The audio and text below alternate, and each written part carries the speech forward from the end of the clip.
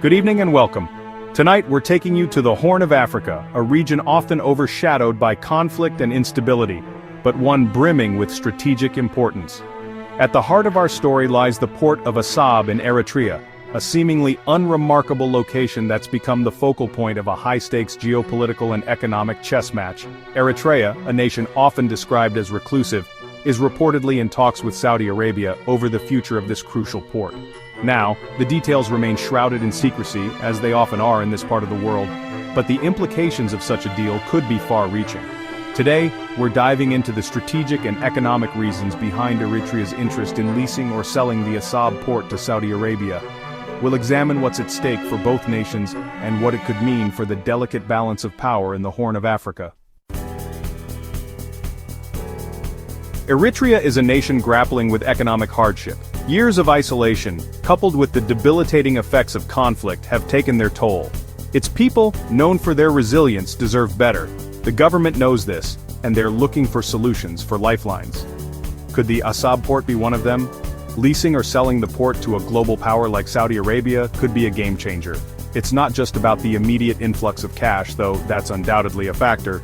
This is about attracting foreign investment, something Eritrea desperately needs. Think about it.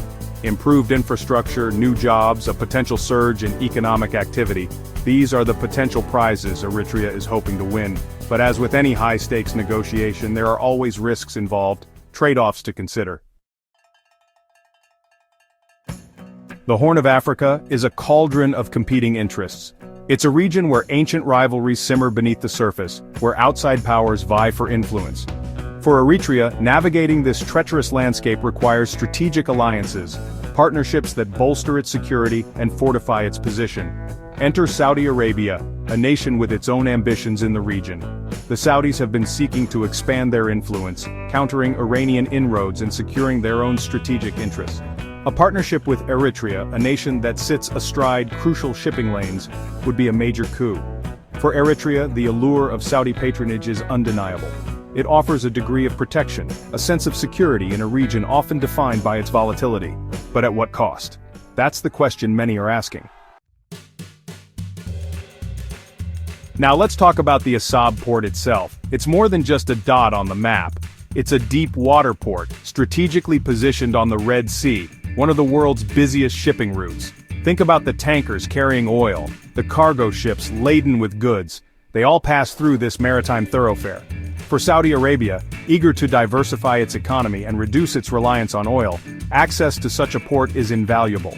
It opens up new trade routes, strengthens its connections to markets in Africa and beyond. It's a gateway to global trade, and the Saudis know it.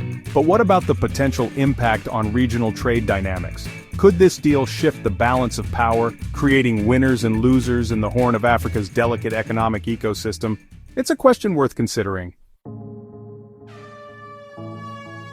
Let's be clear, the Assab port, while strategically important, is in dire need of modernization.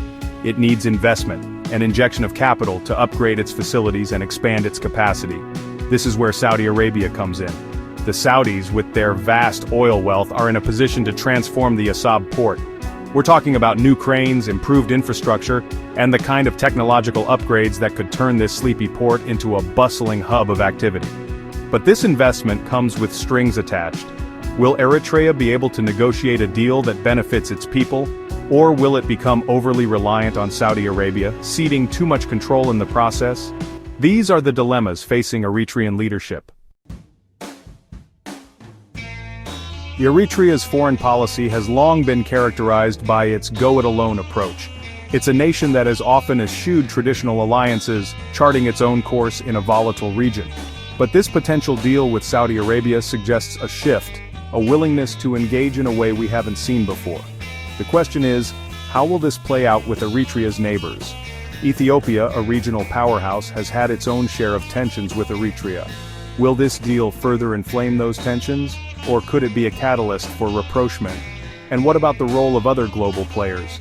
China, with its own growing presence in the region, will be watching closely. The United States, too, has a vested interest in the Horn of Africa. This is a complex diplomatic dance, and the stakes are high. The potential sale or lease of Eritrea's Assab port to Saudi Arabia is a story with far-reaching implications. It's a story about economic survival, strategic alliances, and the delicate balance of power in a region of critical importance. As negotiations proceed, it will be interesting to see how these factors play out and what the future holds for the Assab port and Eritrea's regional strategy. One thing is certain, the world will be watching closely as this unfolds.